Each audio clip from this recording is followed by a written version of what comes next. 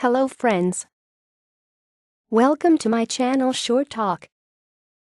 Before starting our video, if you are new viewers, first of all subscribe to my channel and also press the bell icon so you can get notifications of my videos. One of those days when it rains unceasingly and I have to hurry up in the subway to catch the bus to go to my workplace. My hair looked disheveled as I tried to pull up the hood of my raincoat over my head. Water dripped from my hair. Suddenly my phone rang. I looked a bit alarmed as I was expecting some colleague of mine who would call me to adjust her classes. Thankfully it was not one of them. It was my cousin calling me up. Her name was Tina, as my siblings and I lovingly called her. She was all of 26, tall, dark, with a warm smile and sensitive eyes which looked eternally blissful. All my siblings and I were married. We had arranged marriages and were living comfortably, so now it was her turn to get married. She was working as a receptionist in a hotel located near the airport. Hi, I have married. So who is the lucky guy? His name is Krishna. He is a driver by profession. He drives his uncle's car, who happens to be my boss. Her ecstatic voice made me shudder. I could no longer keep track of what she was uttering. A driver by profession, my cousin had committed a blunder. What more could I say when there were so many young men with lucrative pay packages who were interested in her? She had chosen a taxi driver over them. So, where are you staying? In my in-laws' place. Take care. I ended abruptly. There were pangs of despair pricking in my heart. My cousin was a girl having a lavish taste. She wore jeans which cost 2,000 rupees. My uncle happened to be a lick agent who had spent all his money on his dear daughter's education and upbringing. He was a man of strict principles. Other than that, he took special pride in the fact that he was a Brahmin. I really did not know how he would be able to tolerate his daughter's discreet behavior. The incident, or accident as he would term it, would ruin him. 2 hours later, after reaching my workplace, I called my aunt. She was crying over her daughter's betrayal. Krishna had always visited the household as a friend.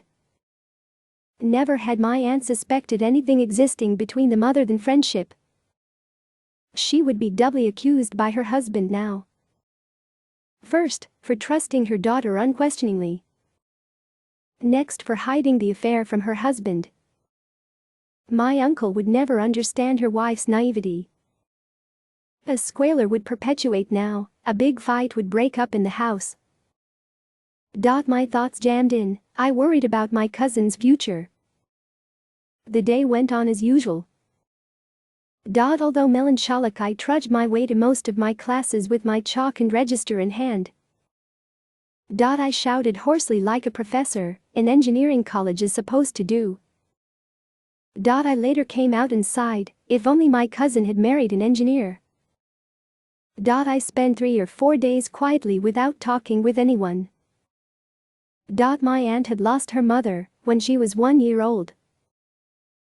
Probably she deserved better in life, I thought, rather than seeing her daughter getting married to a low-caste taxi driver. I am a typically convent-educated person, so my schooling had taught me restraint rather than getting involved in fits of passion.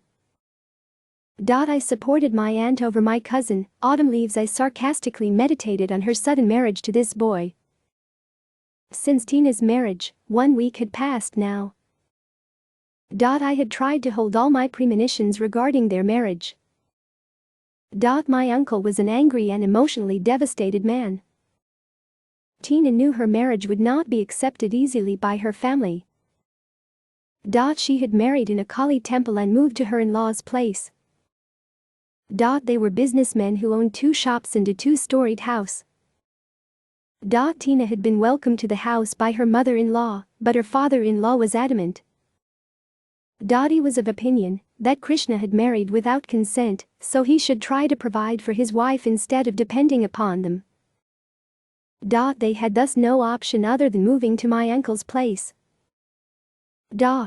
Krishna's uncle had removed both of them from their job, where they had previously worked. They both were now looking for a job. The young couple's struggle had begun together. With whatever little savings they had accumulated, they had rented a small house. They came every day for their meal to my aunt's place. Meanwhile, my uncle shouted at both of them.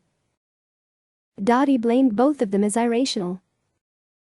He even tried to convince his daughter to leave Krishna.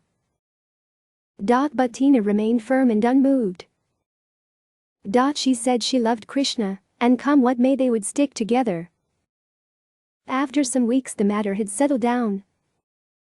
I hardly found the time to visit them. My mind had moved from a state of fear to a stage of gentle reconciliation. We were hoping for things to work out for themselves. One day while I was fast asleep my phone started ringing. As I picked up the phone my mother's voice cried, "Tina has committed suicide. Your aunt is ill. She has been rushed to the hospital." I was shocked and petrified. On that fatal day, my uncle had scolded her and told her to stop eating at their place. She was angry and felt insulted and had walked out grudgingly. Nobody had followed her. She had slipped quietly into the house, taken a cord, fastened it to the fan and hanged herself. Her husband had found it 15 minutes late. She was already dead by that time. I do not know what drove her to death. Was it love or reality that kept weighing on her soul? I knew no answer. I only know what happens when we fail to empathize. We end up losing our loved ones. Once again, it was raining today, and as I was getting drenched I just hoped it washed away my tears and cleansed my heart. I hope that you would have enjoyed the story. Thanks for watching my video. Subscribe to my channel and also press the bell icon.